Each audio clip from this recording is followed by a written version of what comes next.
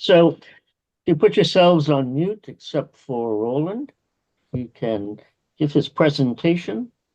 And the general format here is around 20 minutes of presentation. That's 20 minutes-ish, followed by conversation. And so I'll come back in around 20 minutes and sort of remind Roland we're close to the end, and then we'll phase into the next phase. Roland, you're up. If you have something you want to upload, this is the time to do it. Nothing specific to upload at this point, but I do want to say first to everyone, thank you for joining us and for participating in this. I must acknowledge Teresa, who was scheduled to do this, and I so much wish that you'd been able to give the presentation. I'd gotten a short version of it beforehand, so it's great to see you, and thank you for continuing to participate. And yes, I was very pleased to be a student of Donald T. Campbell in the 1990s, and I was flattered when he agreed to be on my doctoral dissertation committee, and I attended his memorial service at Packer Church. And I learned that 10 of his former students had dedicated books to him, which I think is a remarkable testament to a scholar. And the article that came out of my dissertation, we dedicated to him. Anyway, I'm going to share a slide show with you, which hopefully is the right one. Are you seeing the right one, folks? Yes. Yes. Yeah. All right. Okay, and so this is about the invisible balance sheet, as it says. Pardon me, I'm going to stop the share because I don't think I'm seeing the right one here. So let's do that. There we go. There we go. All good now?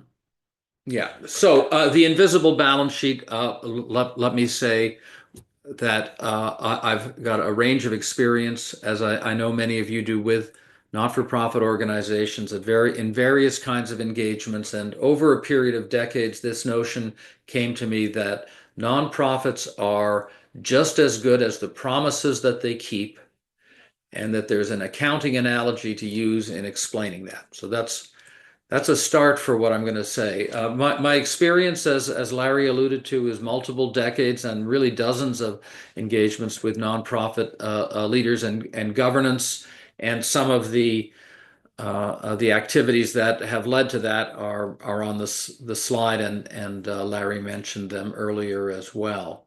So I'm going to take you through some ideas and think about capacity building and governance as the venues where the invisible balance sheet matters the most, as we'll see. So nonprofits across the sector, they're all trying to accomplish impact in whatever sector they operate.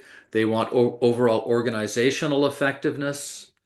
They want financial stability, and they want capacity for the future. Now, those particular terms, when I mean effectiveness, satisfying constituents, mobilizing resources, internal process, attaining goals, and adapting to change. Those 5 broad constructs, which are measurable within organizations, that's the notion of effectiveness here. And financial stability is, can organizations last and persist? They've got a long run profit of 0, but they still have to sustain themselves. I argue that nonprofits, NPOs, do so because they are places where trust and promises are exchanged, even if they're not formally contracted. And the promises are an accelerant. They help the future of the nonprofit services take place. The invisible balance sheet uses invisible assets, liabilities, and invisible net assets to complete the balance sheet identity, and the invisible net assets are capacity for the future. So you know that trust is being used when you hear, "Please help us," "Thank you," "We accomplished something." Those are facilitators of trust. Okay.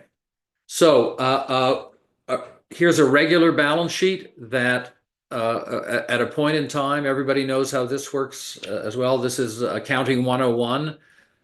I use an analogy to that. The invisible balance sheet, rather than classifying the assets, the character of the assets by are they short or long-term defined, I characterize them by where did they come from? Are they ones from inside the organization, from outside, or did they come from the past?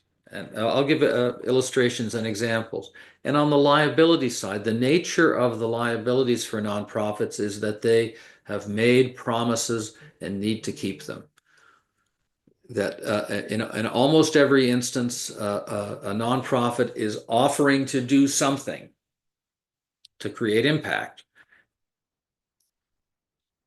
So here's an analogy to the financial balance sheet. It's not the same thing. This is not going to pass accounting board standards, but it's an illustration that we say in finance or in accounting that assets have to be financed in some way by either debt or by equity, by liabilities or by net assets. So using the symmetric argument here, I argue that there are invisible assets and they're offset by invisible liabilities and net assets. So here's what a regular balance sheet looks like. It's a invisible balance. Instead of current, it says the invisible balance sheet has some liabilities that are there to fulfill obligations, and some are capacity for the future. For example, here are the ones that really matter the most. And this is one of the core arguments here. Most nonprofits lose money because they deliver services for which consumers are not paying the cost. A few blocks from Lehigh University is New Bethany, a high-performing street-level soup kitchen, meal center, and food pantry. Nobody pays. The organization exists, but its consumers do not pay. It must be subsidized, and that's the obligation that is being offered. Measures of quality to improve effectiveness and impact. Those are commitments that call on economic resources. That's what makes them liabilities. So here, the idea of liabilities is not something that makes life more difficult, but it's something that is actually owed to somebody else, a real obligation. So some of the elements of that are how nonprofits maintain and improve their effectiveness, how they maintain constituency relationships. To hear Fermin say that he's been part of Iacocca for 20 years, that's a long-term relationship between the Institute and him, for which thank you, that illustrates what the Institute does. And I've heard this said about other Lehigh Institutes as well. Now, I'll return to this bottom part here, which is capacity for the future. But you can see that it's made of these different elements. I want to show the invisible assets as well, and you'll see how they are the source. But imagine that at any point in time, there are some resources that nonprofits have that have already been obligated, but there are some that are available for the future. Knowledge, cultural capital, volunteer, philanthropic capacity, a good strategic position, the availability of preferential pricing, all of these that are reservoirs of trust and expectation that facilitate what nonprofits do. So I think in the interest of time, I'll just quickly mention a couple of these. These are high-performing organizations, some of them in the Lehigh Valley that with a little bit more time, I might be able to show how they illustrate these long-term relationships and their service to people who don't pay costs. But that's a common characteristic across the sector.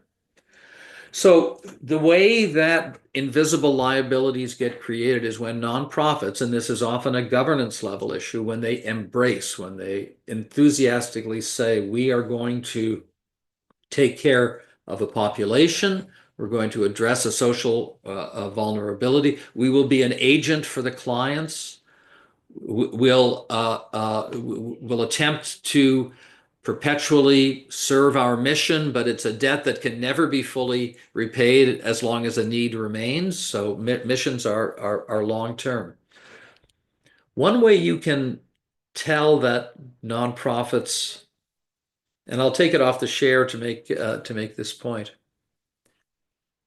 You can tell that nonprofits take on invisible liabilities because those of you who are in business know that typically you start your financial forecasting by forecasting sales.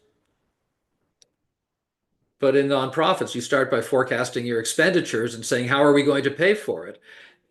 So procedurally, you're taking on a liability whether or not you're ready for it in the event that those revenues don't appear. So that's the budgeting practice.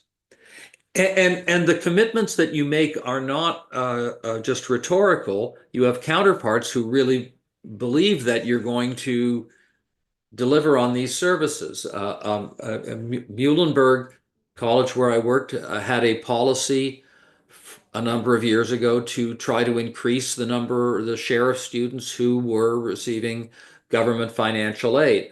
They also had a policy to increase the share of students from underrepresented communities. They have probably removed that as a formal statement. The college probably has.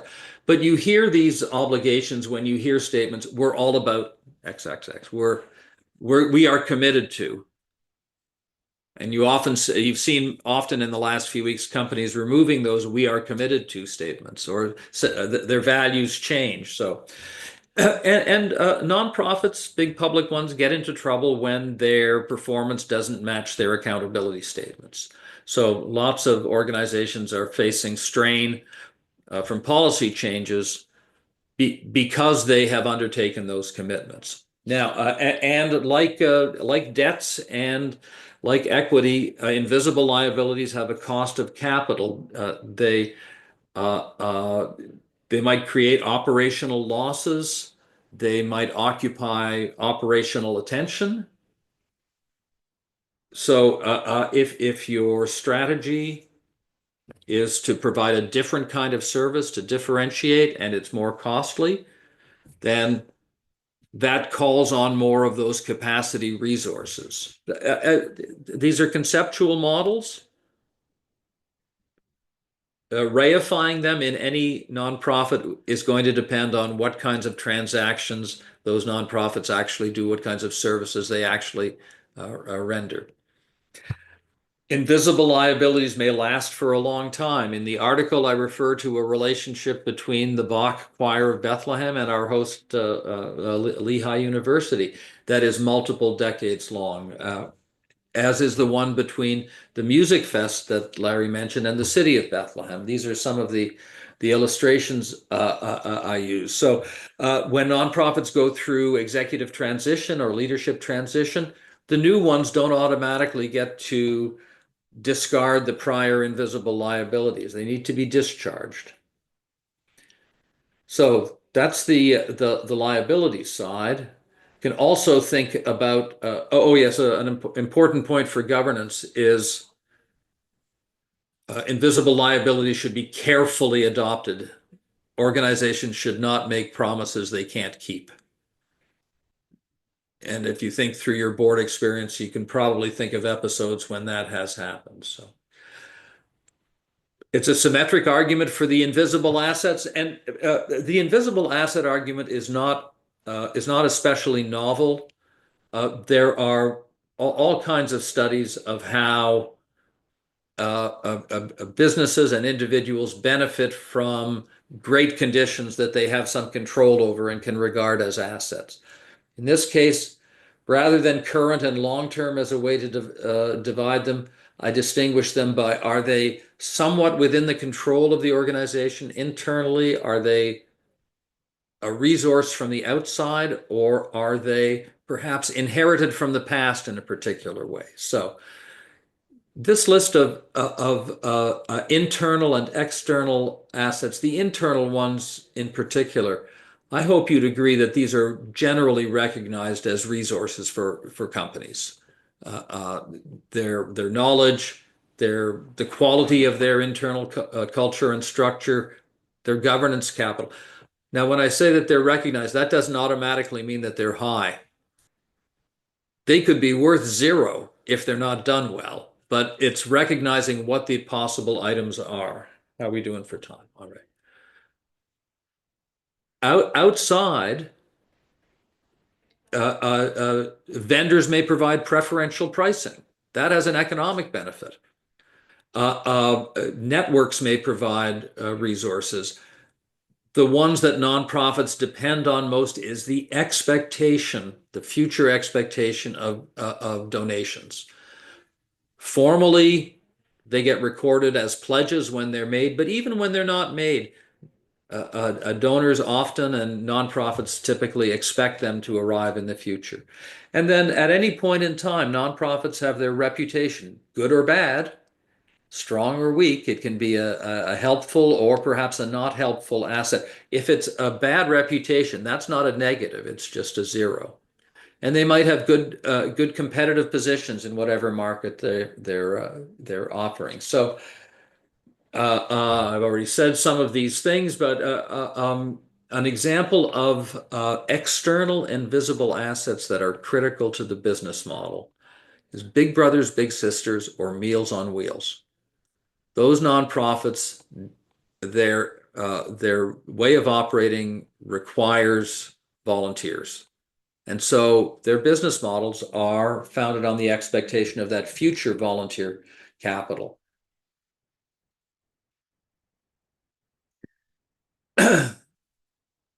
One asset received from the past, and we had mentioned the Bach Choir where I used to work, getting ready for its festival. It is known as the first, which doesn't automatically mean the best, but the first organization in the US to promulgate the music of J.S. Bach.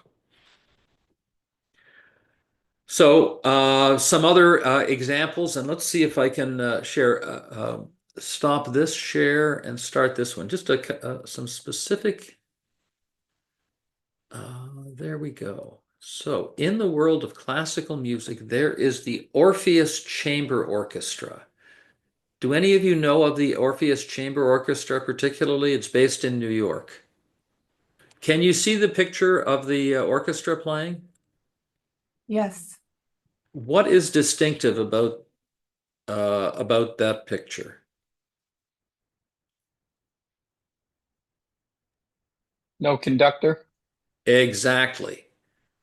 There's no conductor, and the Orpheus Chamber Orchestra has been performing without a conductor as a musicians collaborative since 1972. That's been their entire mode of operation, and they've played in Carnegie Hall. They've recorded in Deutsche Grammophon. They've had a top-level musical career, so they've been highly effective. That's a matter of their distinct asset is their internal structure and culture, is my argument. Another organization, Airlink. Airlink is a facilitator at time of disaster. Airlink knows which airlines have excess capacity. Teresa, possibly in your prior work, you might have encountered who they were.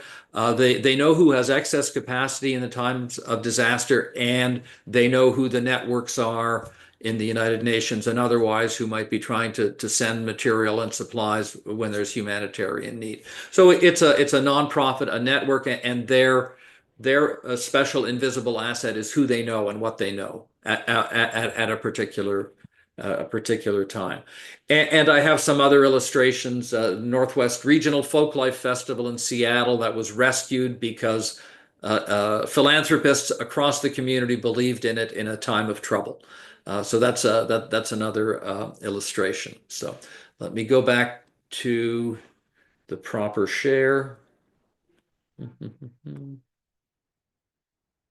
carry on. So how does one know if an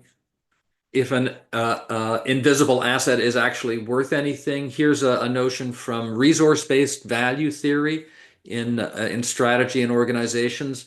It's descriptive. It says that an asset has value to the extent that it has these characteristics. And when I say it has value, it's a resource that helps an organization compete successfully. Does it have some underlying value in contribution to impact or effectiveness? Is the supply in any way limited? That would make it more useful. Can it be imitated, or is there a workaround, a substitute?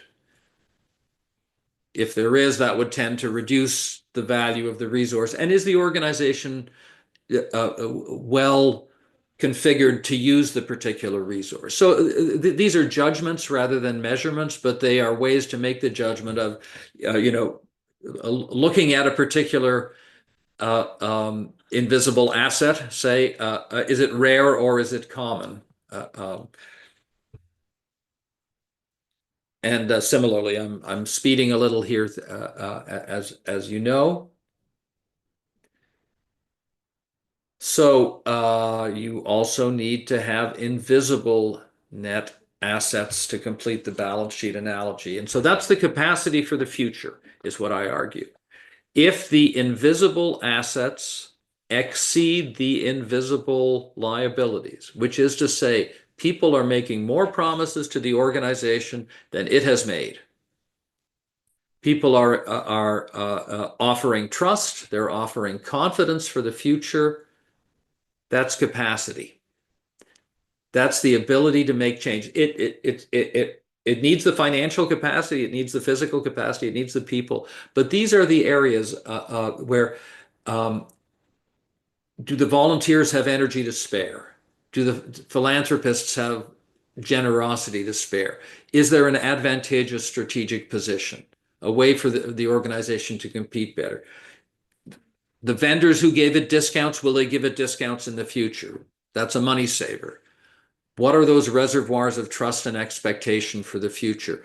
One particular moment when nonprofits find out about this is when they do feasibility studies in advance of a capital campaign, which typically emphasizes the available philanthropic capacity, but it's really taking all of these things into account.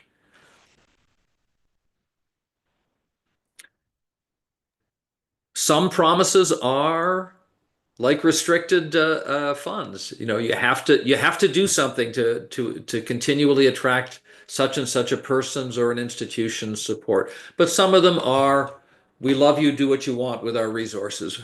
How can I help? Put me in, coach, right? That's the kind of volunteer that organizations are happy to hear from. So what does this mean for governance? And I'm heading towards the end here. If they're assets, they're fragile, they need to be sustained and maintained. They're likely to depreciate and decline in value, especially that they're human capital. So they need to be both increased and sustained. Their value is unquestioned. They make the business model, they make the operational reality of the nonprofit possible. They contribute to the system. Again, the last line here are those 5 elements of organizational effectiveness that I argued for earlier, that Don Campbell helped me with, I will say. So a governance should be thinking at this level as much as at the operational and transactional level. So in government sessions, in government discussions, these are ways to talk and to think about the commitments that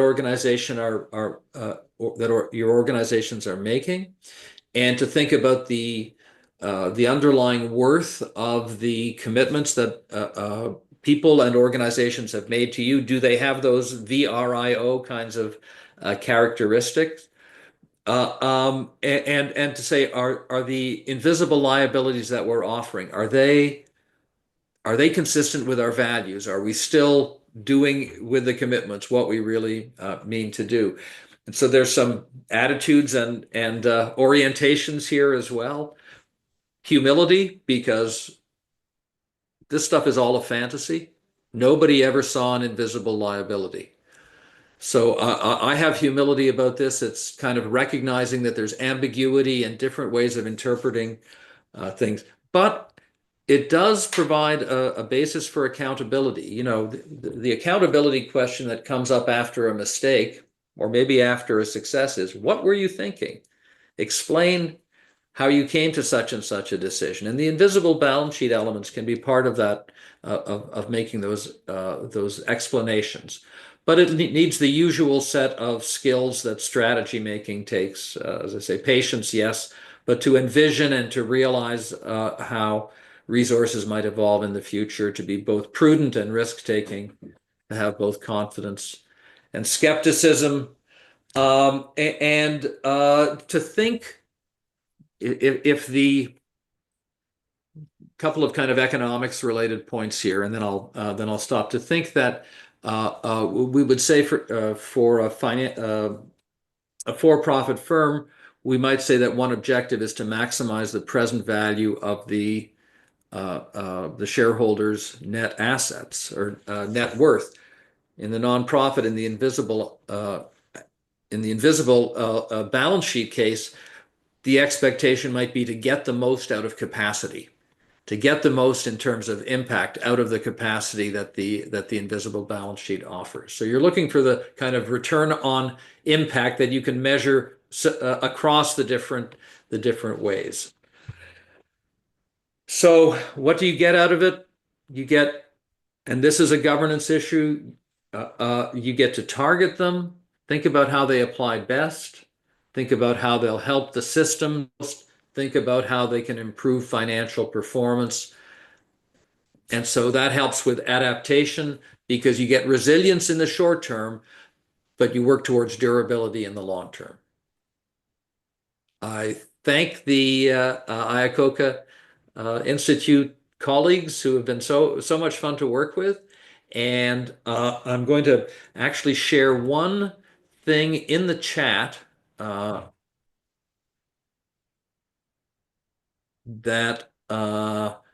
will help illustrate that. And Larry, while I'm doing that, I will say that my presentation is now complete.